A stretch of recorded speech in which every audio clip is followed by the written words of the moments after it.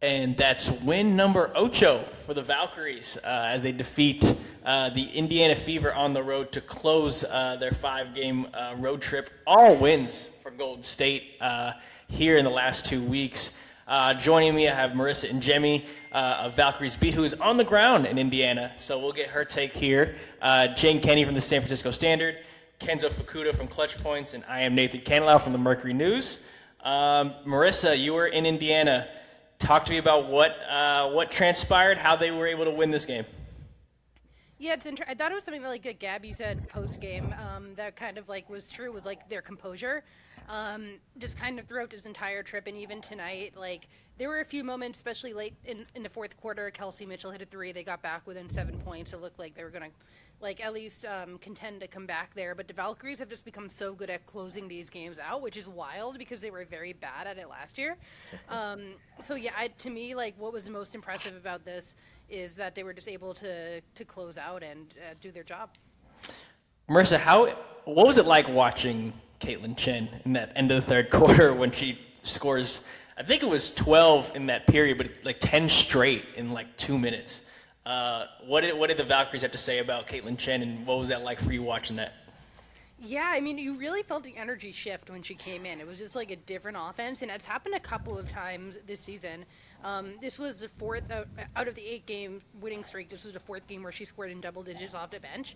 I was kind of joking. It might have been with you guys or other people. I don't remember that she might be their second best offensive option after Gabby Williams at this point. Like legitimately, like teams just kind of give her that shooting lane sometimes in a way that can be like kind of surprising, but she capitalizes. She's a true three-level scorer now. You have to respect her on the perimeter. She can take the rim.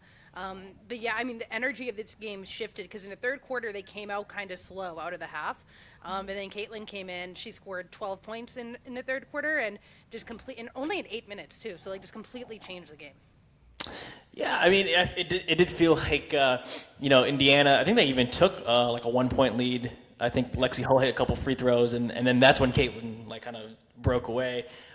Jane, what did you just think of, Gabby had a really good start in the first half, but it did feel like she made a lot of plays down the stretch. What did you think about Gabby's performance tonight?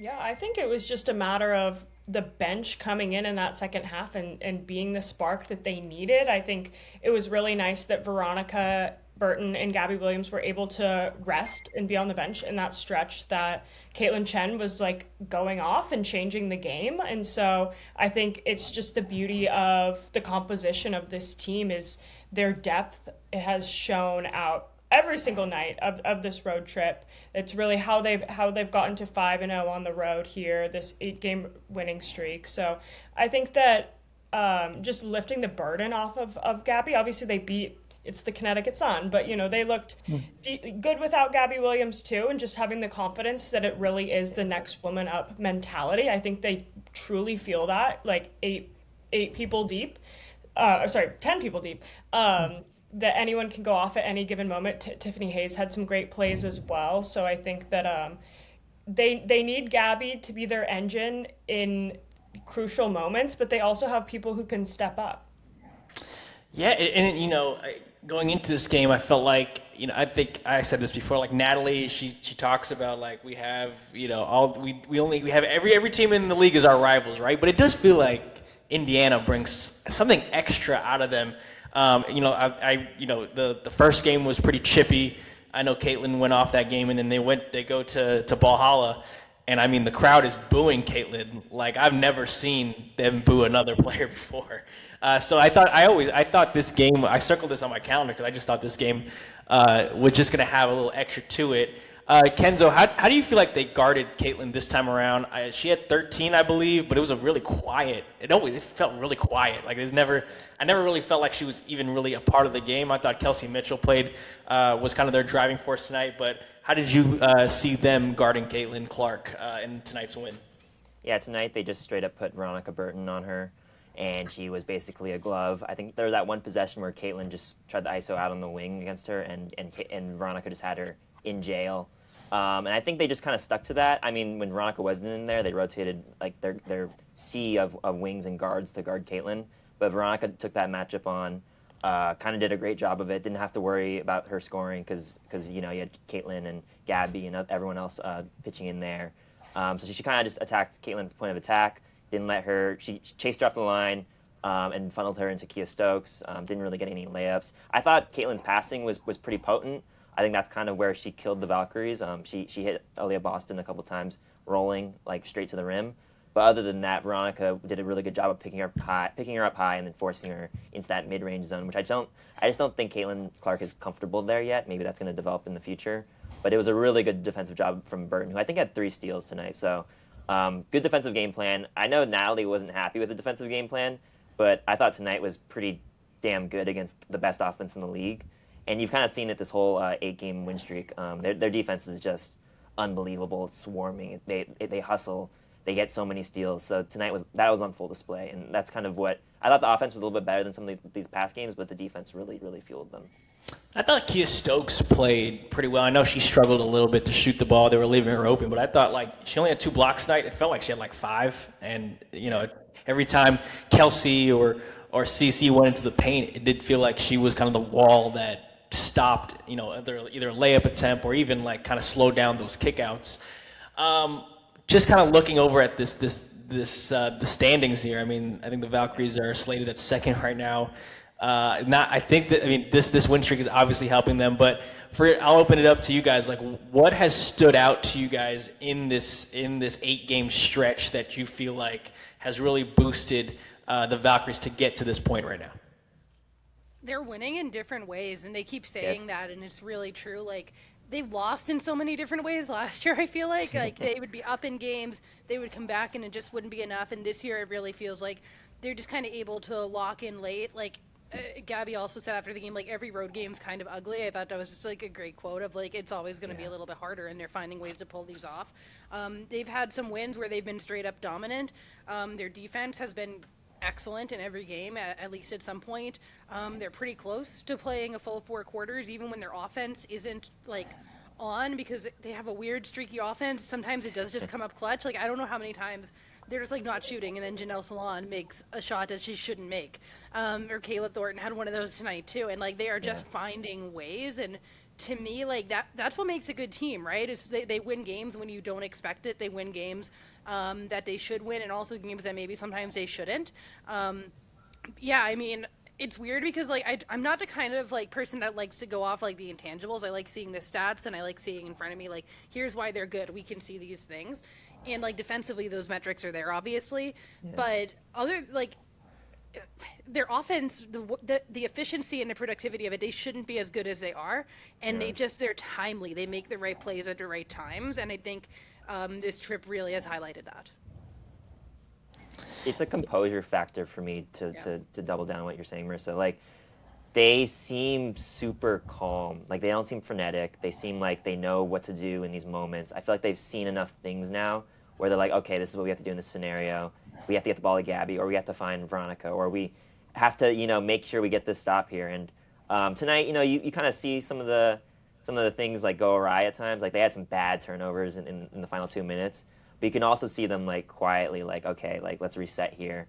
Let's try to find a way to kind of, take ourselves out of this funk. And I think that goes a lot to the coaching. I think Natalie's done a really good job this season of getting them prepared for these moments.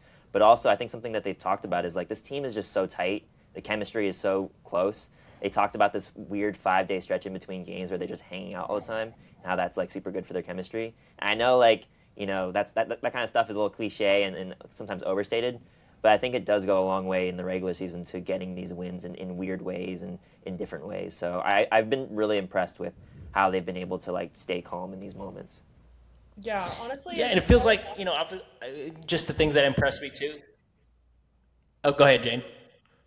Wait, I think it might be lagging or something. Go ahead. Oh yeah, the lag is crazy. It's all good. On me? It's all good. I've just been impressed with Natalie Nakase and her adjustments and the way that she's been able to, tonight was a good example. It felt like Indiana's going on their run. Kaitlyn hits a shot, or Kelsey gets to the rim, and then after that she calls that timeout and kind of just resets them. I've been really impressed with how Natalie has been able to kind of do that.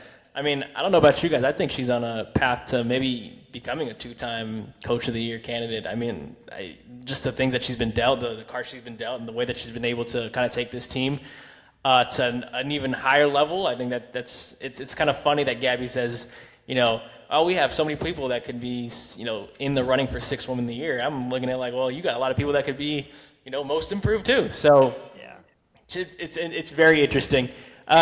Jane, what have you thought about just the way that they've been able to kind of figure out, like Marisa saying, how to win these games? What have you thought about Natalie's adjustments in game, and how much credit do you think she gets for kind of what they've been able to accomplish over these last couple weeks? Yeah, I think what we've seen from Natalie all season is, although she loves her depth, she loves riding the hot hand. And through these 8 wins, they've had 5 different leading scorers. So just playing, into that and, allowing the groups that have chemistry together on the court to get their runs in, I think is huge, letting them play through that. Even when it's a little bit stagnant, they get going better that way. So that is a coaching thing, and being able to keep the lineups fresh and keep people fresh throughout these 5 road games especially. It's a hard thing to do, to win 5 in a row, let alone on the road. As Marisa was mentioning, road games are always a little bit ugly. So I think just the depth is just throughout every single game. This is the leading scoring bench in the league, and the defense has traveled as well.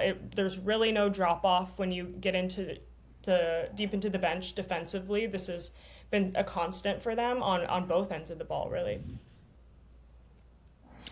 Yeah, I want to look ahead a little bit to this 2-game stretch, and All-Stars coming up in about a week and a half.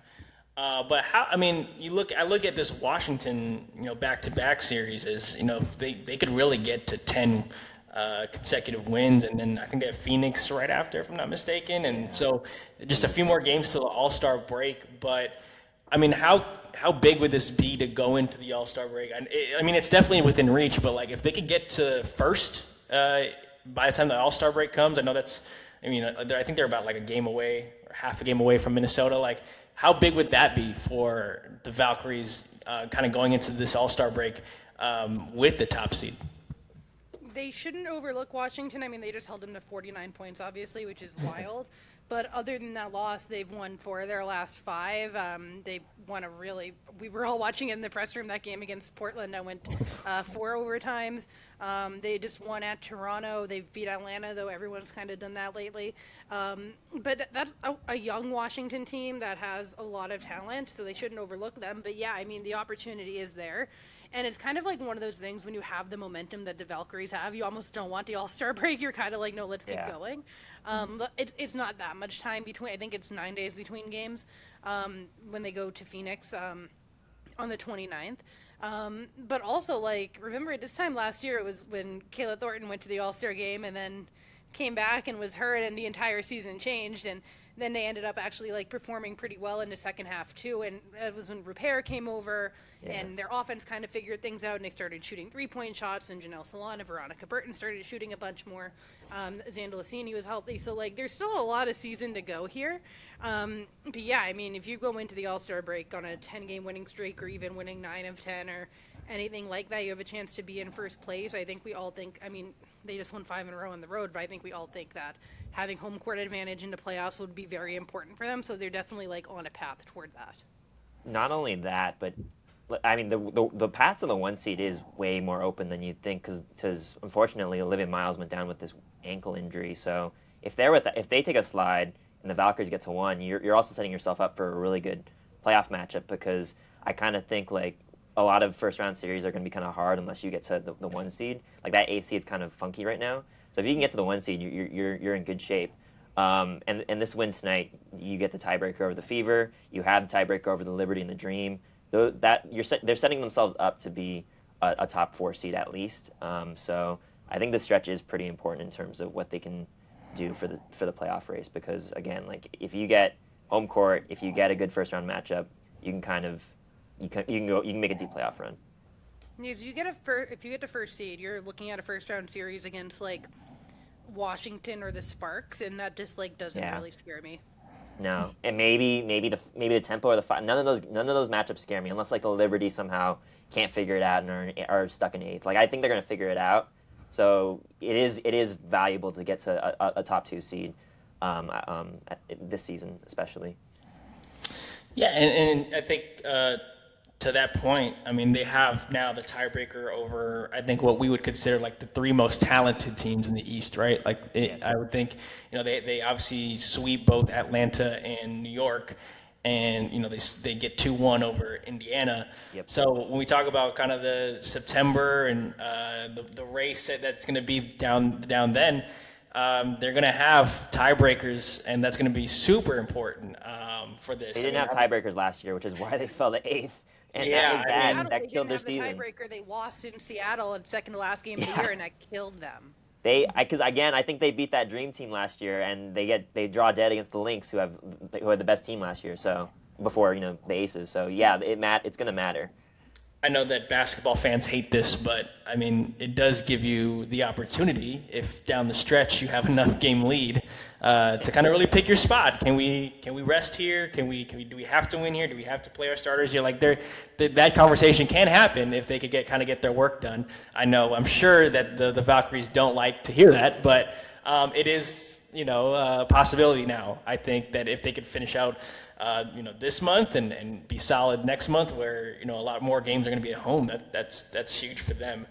I have trouble imagining Natalie ever taking her foot off the gas. And also, September's weird because remember they have the FIBA World Cup. Yep. At the beginning Right of September, before. so they have like 4 games.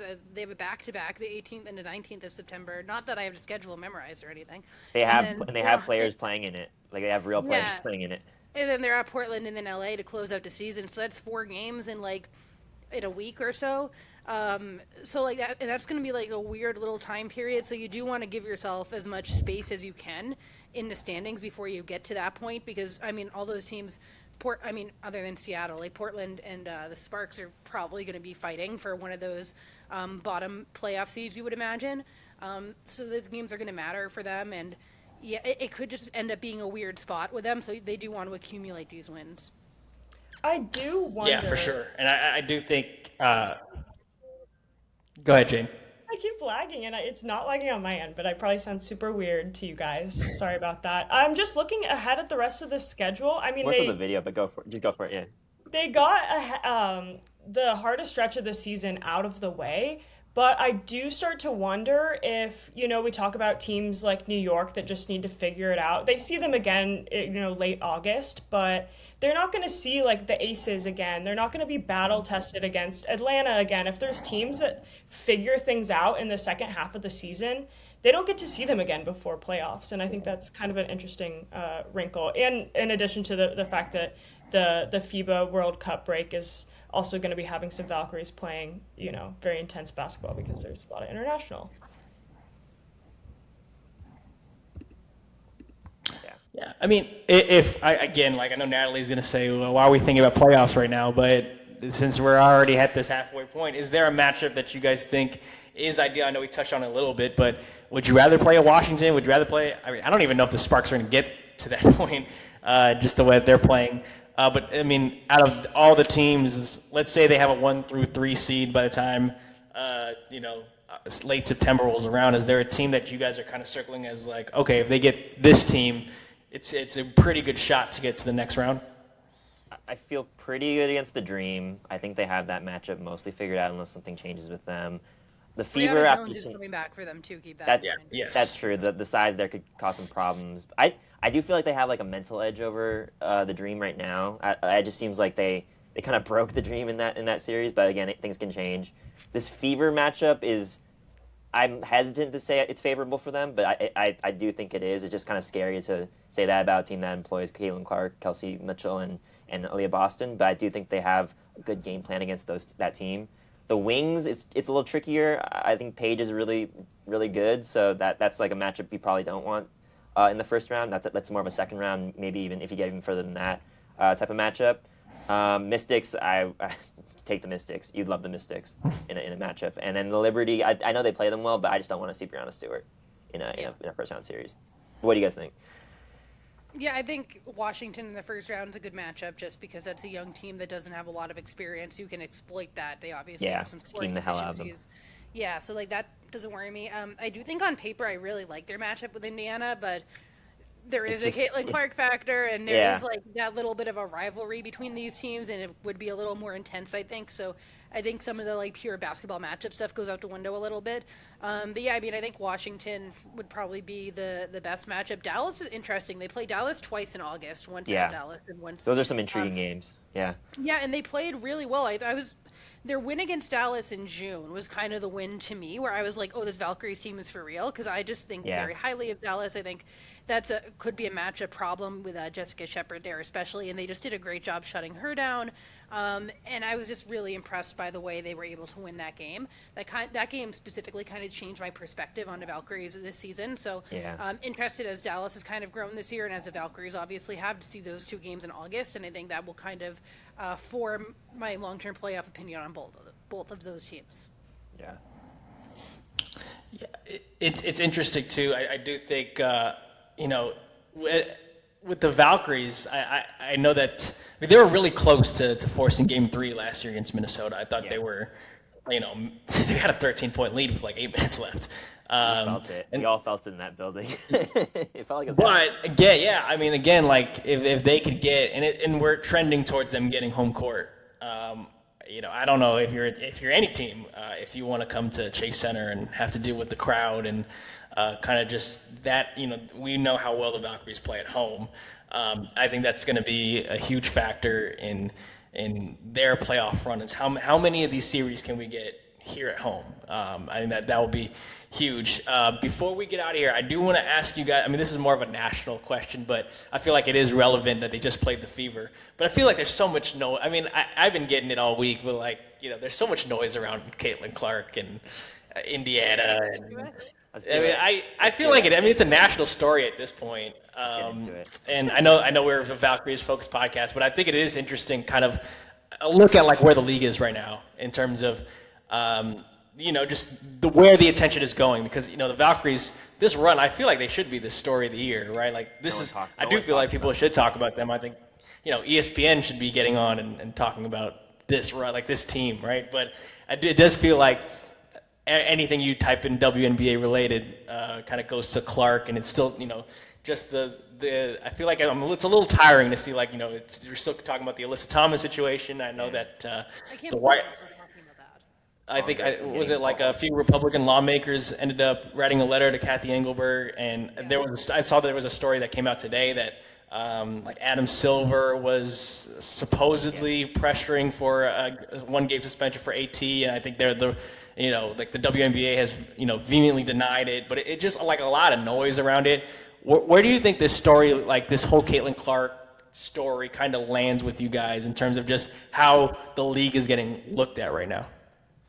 I will say it was weird. Last week I was in LA covering Sparks, and they were playing the Fever, and we were all talking to Stephanie White after shoot around, and somebody asks "Oh, what do you make of this congressional letter?" And I didn't know about it yet because I was dealing with Spark stuff, and then their PR person comes in and reads a statement, and I'm like, this is crazy that we are doing this.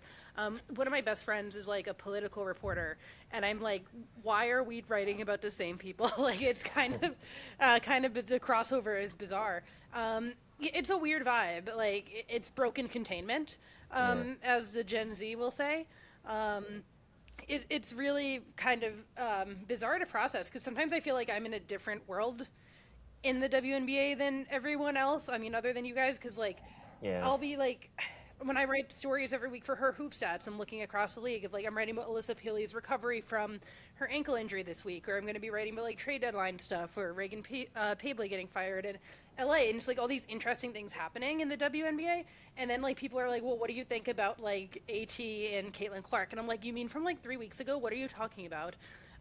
So it's just it feels like a little bit of bizarro world sometimes, but I guess that's kind of the cost of popularity. It's weird, because it's not even about the basketball anymore.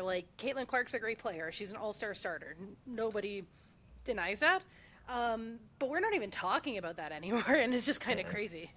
It just feels like the loudest voices out there are narrowing in on like the 1% thing that you know about the WNBA and making grand statements about it. Like I keep seeing people are being like they're bullying Caitlin Clark, and then you'll watch a million WNBA games like with Caitlin Clark in them, and they really couldn't care less about who, like her on the court, other than the fact that she can hit a three from 25 feet away from the basket.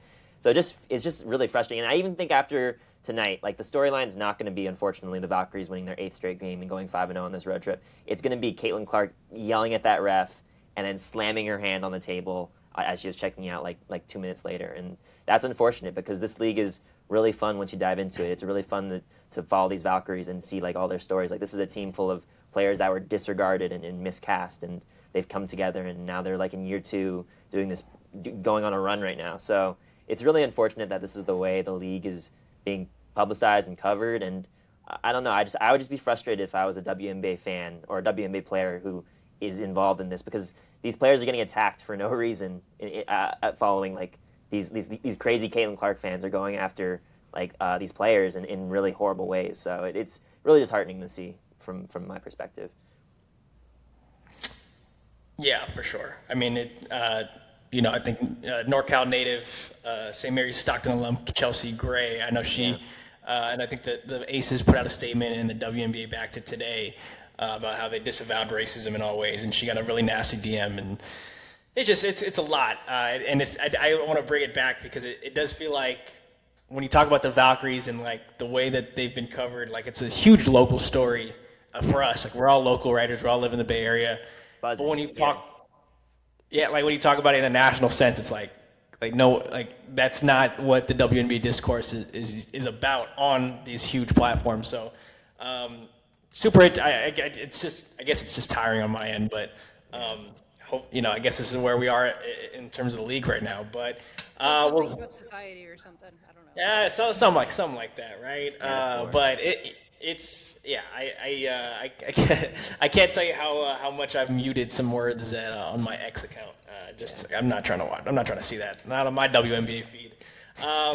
As we do, as Joseph Dykes likes to do at the end of every episode, I will go around the room and we'll talk about what we're working on, where we can find our stuff. So I'll start with Jane. Jane, where can we find your stuff, and what are you working on right now? Okay, you can read me on the San Francisco Standard. All my Valkyries coverage is there. I just did an in-depth look at their 11 games that reached clutch time, and they were 6 and 5 in those. So winning, and have definitely picked up and figured out how to win down the stretch. You can check that out, and then I'll write off this game for tomorrow. Let's go, Kenzo. What we expect for you. I do want to shout you out, Kenzo, because you did have a really great story about the kind of comparing the Valkyries to past champions. Where can we find you, and can you touch a little bit on that and what you found out about where the Valkyries stack up against past champions? Yeah, you can find me at clutchpoints.com. You can also find me on Twitter. I post a lot there. And yeah, I looked at how the Valkyries, they're at the time a 7-game win streak, but I looked at how they stack up against the past 10 WNBA champions analytically, just to see, like, is this a championship contending team? Because this team kind of puzzles me at times. I can't tell what to make of this team in terms of whether they can win a championship or not. And the advanced analytics kind of back it up. They have the defense. They are taking the right shots. They have a great net rating. You need a top 3 net rating to even be in contention. The one problem is their shooting numbers are pretty bad, almost like historically bad compared to some of these past contenders. Particularly their true shooting percentage and their effective field goal percentage, which is a better way to calculate the points versus like the percentage, because three-pointers are just worth more than twos. So it was a really interesting deep dive. It gave me a little bit more confidence in this team to kind of make a run. But as we've been saying all season, they do got to figure out some of the offensive stuff. And I think they're trending along that way. So it'll be interesting to see how this plays out in the second half of the season. For sure. I read that, and that was my big takeaway. Was like, wow, the defense is like elite. And then you look at some of their shooting splits with other teams. It is. I don't know if we've seen a champion in like basketball that had that type of dichotomy. So that was really cool, Kenzo. Thanks for sharing that. Marisa, from your hotel room in Indiana, what are you working on? Where can we find your stuff? Yeah, and Kenzo, yeah, that story ruled. Everyone should go read that. And also Jane's story, too. I read yours today while I was in the media room, so shout out to both of y'all. But yeah, subscribe ValkyriesBeat.com. I'll be on the road for a lot of the second half of the year, so stay tuned for that. Had a story yesterday about Janelle Salon and just kind of like how she's adapting to a different role that's being syndicated on the Nine Sports as well. I have a story about Kia Stokes. I talked to Kasib Powell about her today, and he was just excellent talking about their relationship. That's syndicated on Mission Local. That's coming soon. I have something on Kaitlyn Chen coming soon that I was working on before tonight, so just that kind of ended up working out really well. But yeah, all sorts of stuff coming up. Trade deadline, All-Star game, second half of the season. Stay tuned, subscribe. Really appreciate it. Yeah, always appreciate your road trip commentary, Marisa. Every time we get on the pod, I'm like, I know she's gonna have something fire to give us from, Connecticut or Indiana or wherever you are, Over the country. all over the country. You can find me at the San Jose Mercury News. I just had the game story come up tonight from the crib out here in Mountain House, California. Watched it. I won't say where I watched it because I don't know if I will get in trouble for that. But I did watch it, so check that out. I wrote about it. You can find me at the Mercury News, East Bay Times, Bay Area News Group. And you will find us back on this podcast on Saturday when the Valkyries come back home very briefly for 2 games before the All-Star break. So, yeah, catch us Saturday. We'll see everyone listening at Chase Center very soon. Like and subscribe. Oh, yeah. Bye, haters.